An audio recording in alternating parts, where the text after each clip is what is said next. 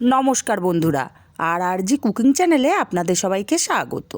আজকে নিয়ে হাজির হয়ে গেলাম ভিন্ন স্বাদের ভিন্ন ধরনের বাঁধাকপির রেসিপি নিয়ে। তো চলুন শুরু করা যাক। প্রথমেই কড়াই গরম করে দিয়ে দিলাম তেলটা গরম করে একটা তেজপাতা দিলাম আর হাফ চামচ দেবো পাঁচফোড়ন। ফোড়নটা একটু ভাজা ভাজা হলে বড় টুকরো করে কেটে রাখা আলু দিয়ে দিলাম। সামান্য একটু হলুদ আর সামান্য লবণ দিয়ে আলুগুলোকে বেশ লাল লাল করে ভেজে নিতে হবে। আলুটা লাল লাল করে ভাজলে খেতে খুবই ভালো লাগে।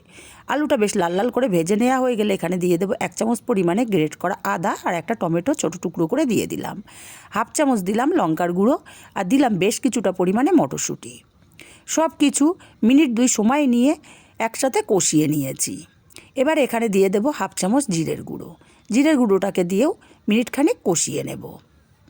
মিনিটখানেক কষানো হয়ে গেলে এখানে দিয়ে দেবো ঝিরিঝিরি করে কেটে রাখা বাঁধাকপি।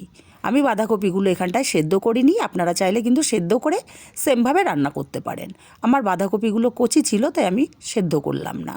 খুব ভালো করে নাড়াচাড়া করে মিশিয়ে দিয়ে ঢাকা দিয়ে আমি 5 মিনিট বাঁধাকপিটাকে রান্না করে নেব। ততক্ষণে একটা উপকরণ বেটে নেব।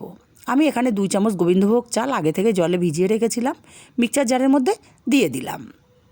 তারপর ঢাকনাটা বন্ধ করে একটু ঘুরিয়ে নিয়ে এখানে দিয়ে দেবো 3 চামচ পরিমাণে সাদা তিল। আমি তিলটা প্রথমে দিতে ভুলে গেছিলাম, তাই পরে অ্যাড করলাম। তিলটাকে দিয়ে মিহি করে পেস্ট রেডি করে নিয়েছি, আলাদা পাত্রে ঢেলে নিলাম। এদিকে বাঁধাকপিটা 5 মিনিট হয়ে গেছে। ঢাকনাটা খুলে স্বাদ মতো লবণ আর হাফ চামচ হলুদ দিয়ে দিলাম। লবণ হলুদটাকে দিয়ে খুব ভালো করে নাড়াচাড়া করে বাঁধাকপির সঙ্গে মিশিয়ে দেব। খুব ভালো করে মিশিয়ে দিয়ে আবারও ঢাকা দিয়ে আমি 5 মিনিট রান্না করে নেব। 5 মিনিট পর ঢাকাটা খুলে নিয়েছি। আবার একটু নাড়াচাড়া করে দেব যাতে সম্পূর্ণ বাঁধাকপি আলু ওপর নিচ করে মেশানো হয়ে যায়। তারপর এখানে দিয়ে দেব 1 চামচ চিনি। অবশ্যই চিনিটা দিতে হবে, তাহলে স্বাদটা কিন্তু ভালো হবে। চিনিটাকে দিয়ে মিনিট খানিক নাড়াচাড়া করে রান্না করে নেওয়ার পরে এখানে দিয়ে দেব পেস্ট করে রাখা গোবিন্দভোগ চাল আর তিলের পেস্টটা দিয়ে ভালো করে নাড়াচাড়া করে মিশিয়ে দেব। খুব ভালো করে নাড়াচাড়া করে মিশিয়ে দিতে হবে যেন কোনো জায়গায় বাদ না থাকে।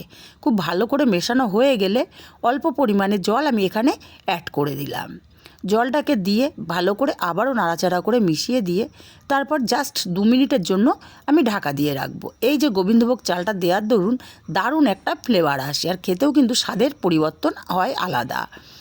2 মিনিট পর ঢাকাটা খুলে আবার একটু নাড়াচাড়া করে রান্না করে নিয়ে এখানে দিয়ে দেব খুবই সামান্য পরিমাণে একটু গরম মশলার গুঁড়ো। আপনারা চাইলে কিন্তু এখানে 1 চামচ ঘিও অ্যাড করতে পারেন। আমার কাছে এই মুহূর্তে ঘিটা ছিল না, তাই আমি দিতে পারলাম না। গরম মশলাটা মিশিয়ে নামিয়ে নিয়েছি।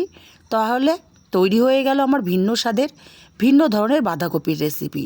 এই বাঁধাকপির তরকারিটা কিন্তু আপনারা ভাত, রুটি, লুচি, পরোটার সঙ্গেও দুর্দান্ত লাগে খেতে। রেসিপিটা কেমন লাগলো কমেন্ট করে জানাতে ভুলবেন না। ভালো লাগলে কাছের আত্মীয় স্বজন বন্ধুবান্ধবের কাছে শেয়ার করতে ভুলবেন না।